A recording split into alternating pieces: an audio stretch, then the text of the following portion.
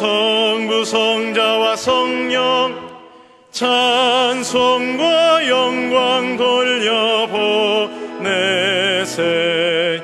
태초로 지금까지 또 영원 무궁토록 성삼위께 영광 영광. 아멘.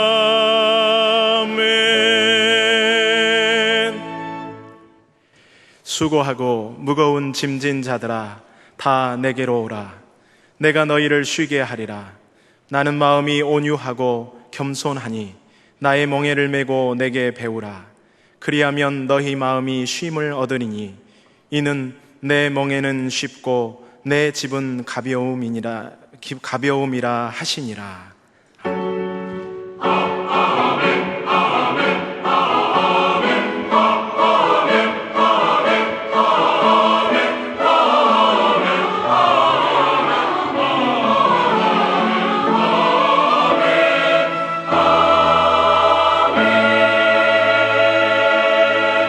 이 시간 하나님께서 우리에게 주시는 구약의 말씀은 시편 18편 1절과 2절입니다. 제가 가진 성경 구약 813쪽입니다. 시편 18편 1절과 2절입니다. 나의 힘이신 여호와여, 내가 주를 사랑하나이다. 여호와는 나의 반석이시요 나의 요새시요 나를 건지시는 이시요 나의 하나님이시요 내가 그 안에 피할 나의 바위시요 나의 방패시요 나의 구원의 뿌리시요 나의 산성이시로다. 아멘.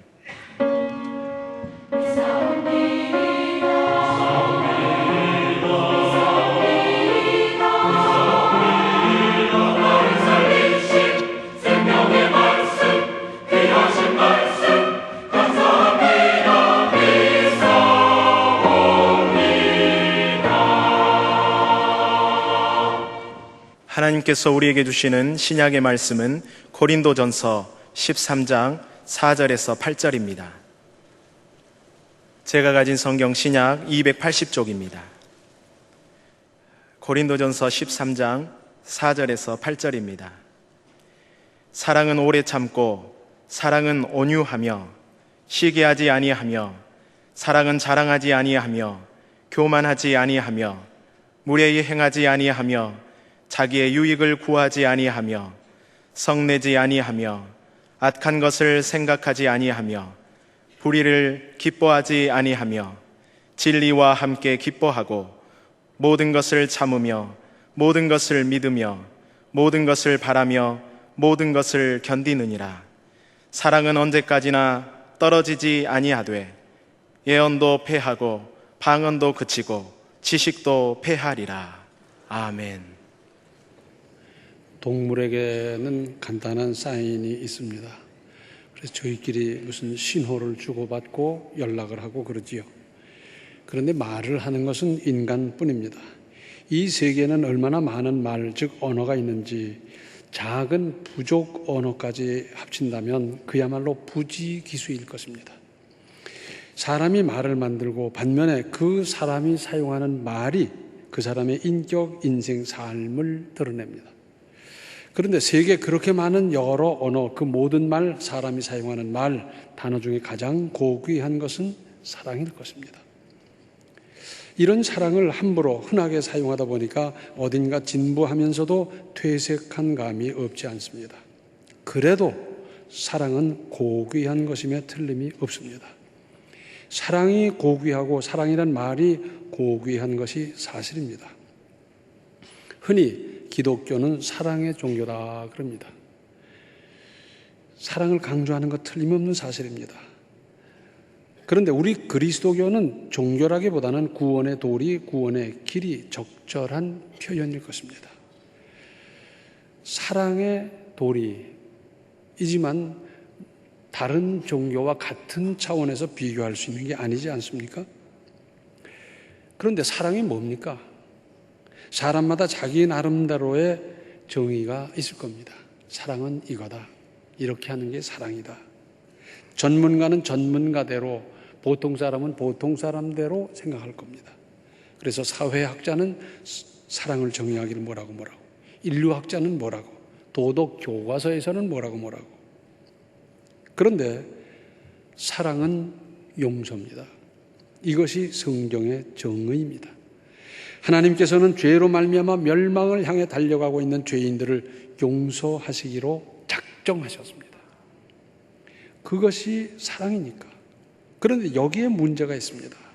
하나님은 공의이신데 허다한 죄를 먹고 마시는 사람 용서하려면, 속죄하시려면 거기에 합당한 절차가 있어야 할 것 아니겠습니까?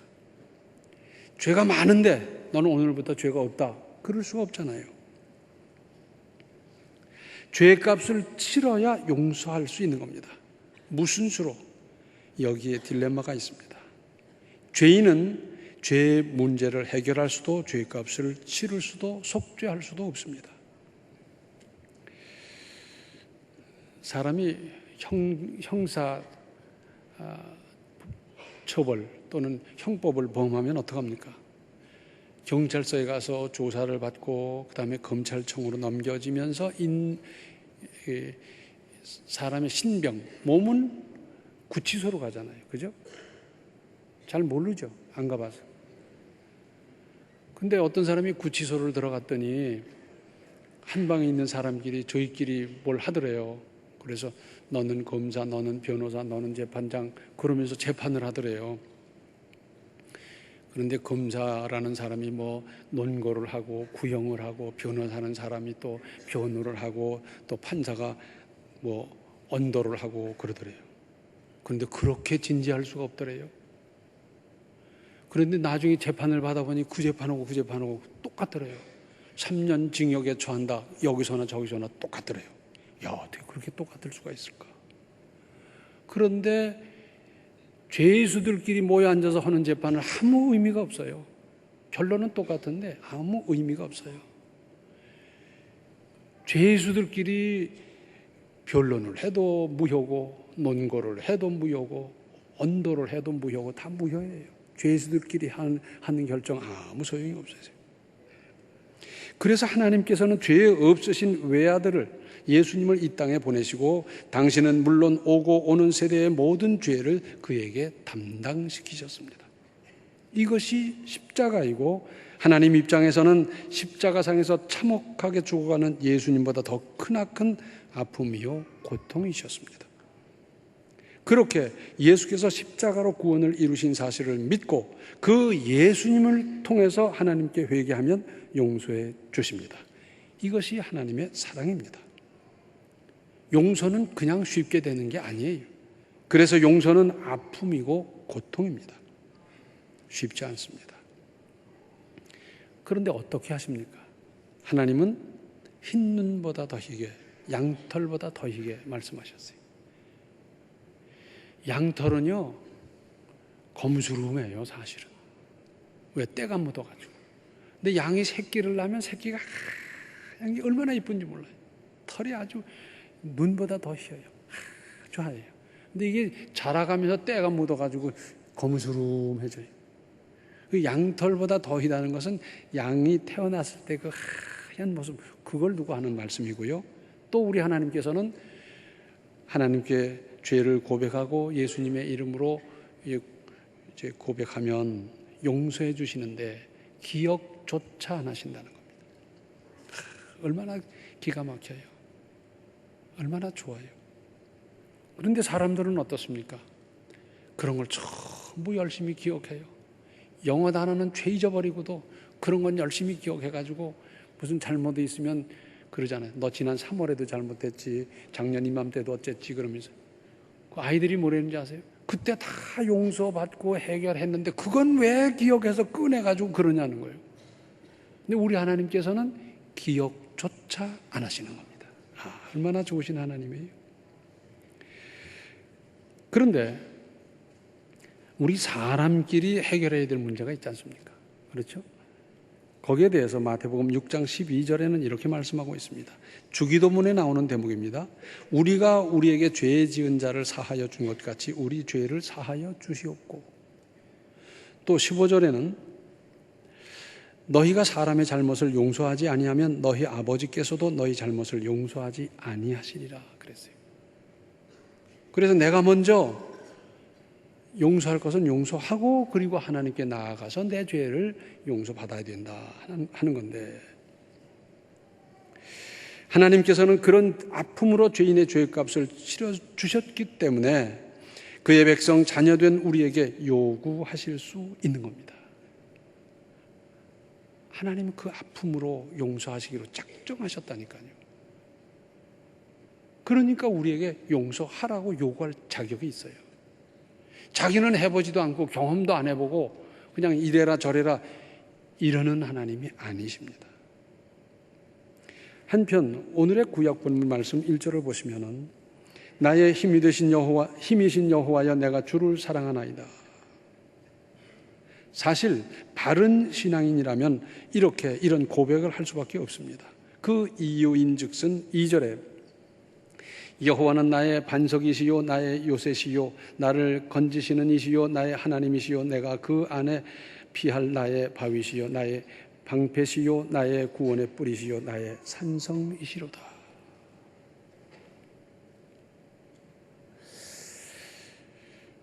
내 인생 내 신앙을 깊이 살펴보았더니 하나님께서 모든 것의 모든 것 되심을 알게 되었고, 그러니까 하나님을 사랑하지 않을 수 없다 하는 것입니다. 이런 것들을 명명백백히 깨달은 이제는 내가 하나님을 구체적으로 사랑할 일입니다. 뭘 하지? 어떻게 하지?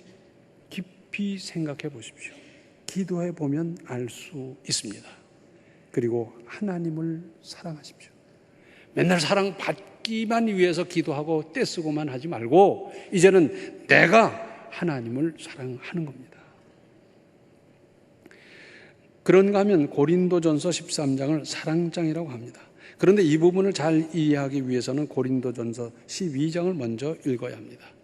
고린도전서 12장은 은사장 그렇게 말합니다.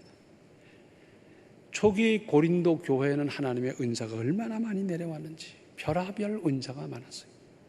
그러다 보니 내가 받은 은사가 더 커 보이고 더 좋아 보이고 그러면서 서로 그것 가지고 다투고 이런 일까지 생겼어요. 은사는 구원받는데 필수 조건은 아니에요. 그래서 영어로 말할 때는 기프트라 그럽니다. 영어의 프레젠트 그러면 선물인데 꼭 같은 선물이란 단어지만 프레젠트는 내가 선물을 받았으면 거기에 답례를 해야 되는 의무가 따르지만 기프트는 일방적으로 주는 거예요. 받기만 하는 거예요. 이 은사는 하나님께서 알아서 주시는 거예요. 그래서 그 은사 가지고 다툴 일이 아니라는 겁니다. 어떤 은사보다 중요한 것은 바로 이것 사랑이라고 가르쳐 주십니다. 고린도전서 13장 1절부터 3절 오늘 본문 앞에 있는 말씀을 읽어보면 내가 사람의 방언과 천사의 말을 할지라도 사랑이 없으면 소리나는 구리와 울리는 꽹과리가 되고 내가 예언하는 능력이 있어 모든 비밀과 모든 지식을 알고 또 산을 옮길 만한 모든 믿음이 있을지라도 사랑이 없으면 내가 아무것도 아니요 내가 내게 있는 모든 것으로 구제하고 또 내 몸을 불사르게 내줄지라도 사랑이 없으면 내게 아무 유익이 없느니라. 여기서는 사랑의 필요성이 얼마나 대단한가를 설명해 주시면서 사랑에 대한 오해를 바로잡아 줍니다.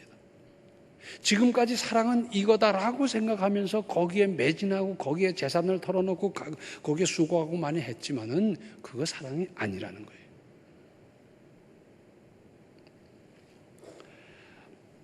그러면서 4절로 7절에서는 사랑의 특성을 강론적으로 설명하시고 8절로 13절에서는 사랑의 영원성을 일깨워주고 계십니다. 또 갈라디아서 5장 6절을 보면 그리스도 예수 안에서는 할례와 무할례가 효력이 없으되 사랑으로서 역사하는 믿음뿐이니라. 사랑으로서 역사하는 믿음이 그렇게 값지다는 겁니다. 고귀하다는 거지요. 믿음으로 역사하는 사랑, 사랑으로 역사하는 믿음. 오늘은 특히 고린도전서 13장 4절과 7절을 중심으로 살펴보며 은혜 받도록 하겠습니다.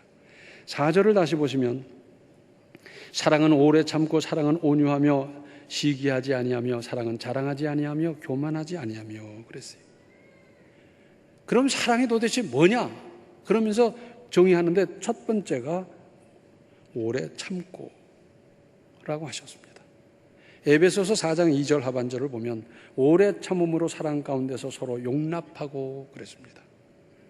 이 부분을 깊이 이해하는 데는 부모님의 사랑을 대입해 보면 금세 알 수 있습니다. 부모님은 자녀를 사랑하는데 어떻게 사랑하느냐? 오래 참음으로 사랑합니다.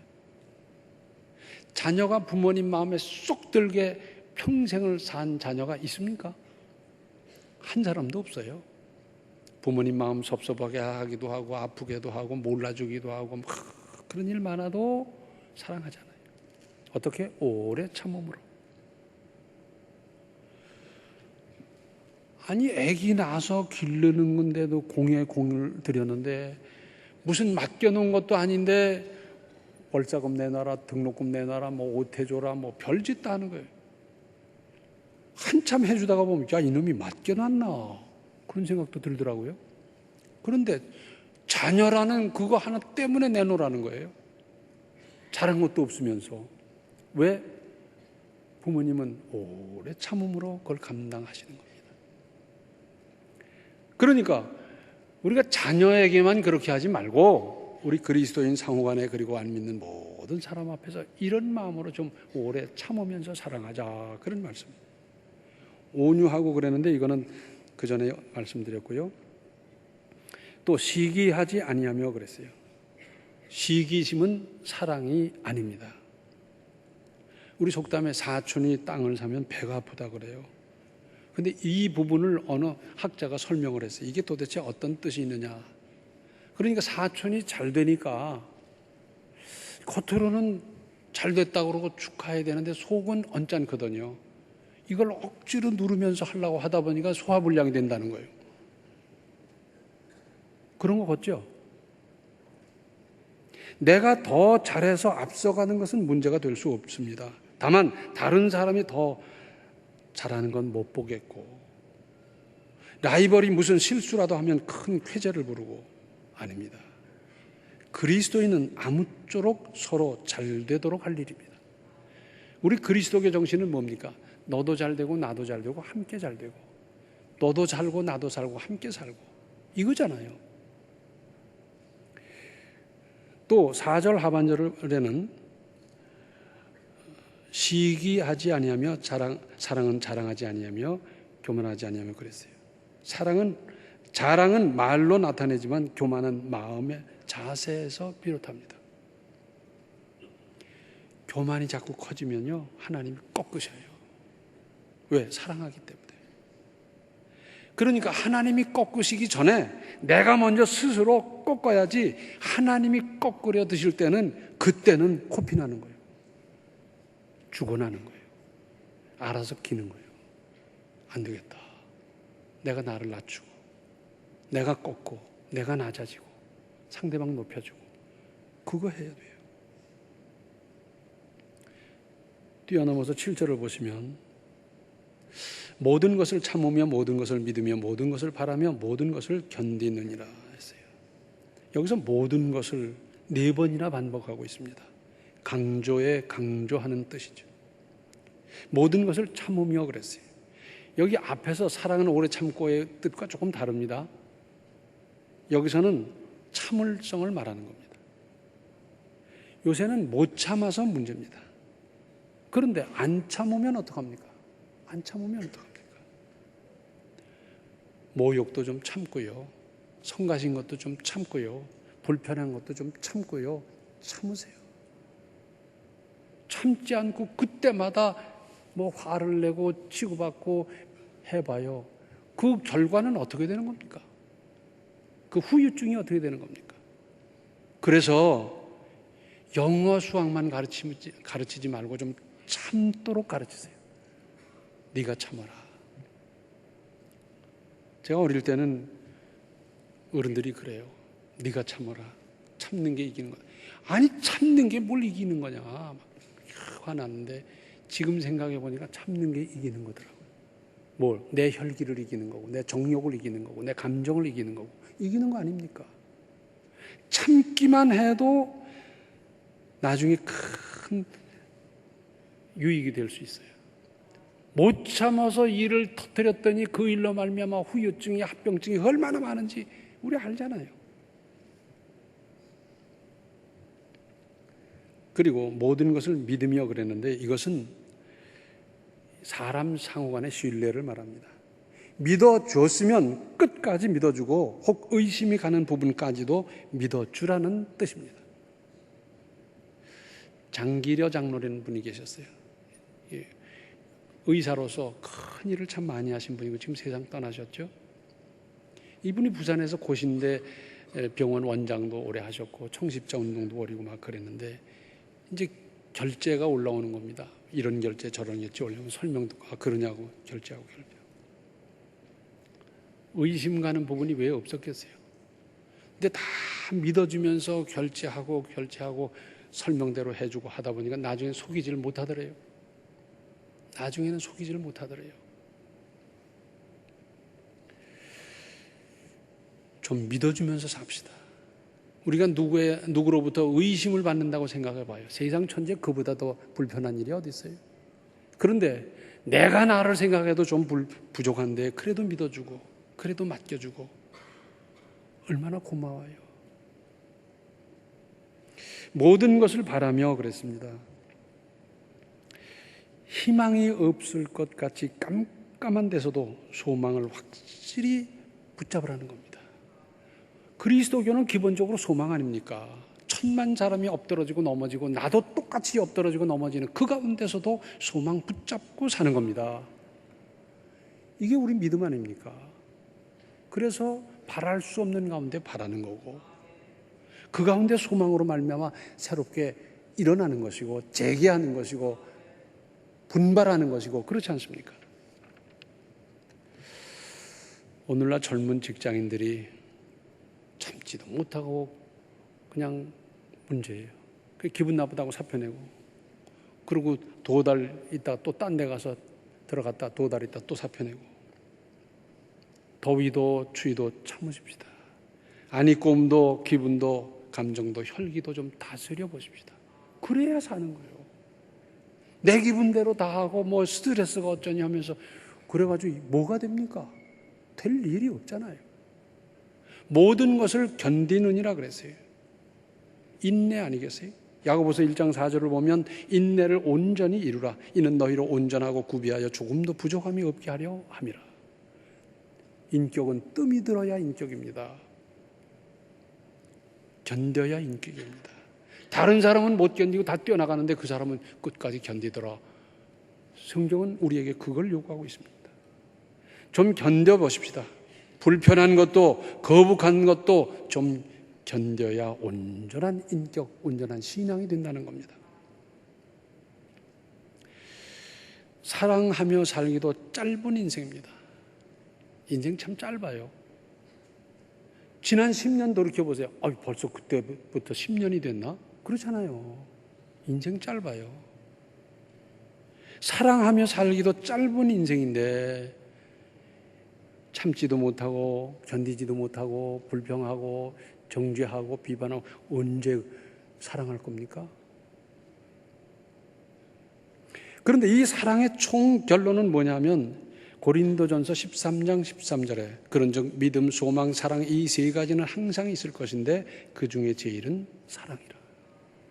믿음보다 귀중하고 소망보다 귀중하고 이 사랑으로 말미암아 믿음이 의미가 있고 이 사랑으로 말미암아 소망이 의미가 있고 그런 뜻 아니겠어요?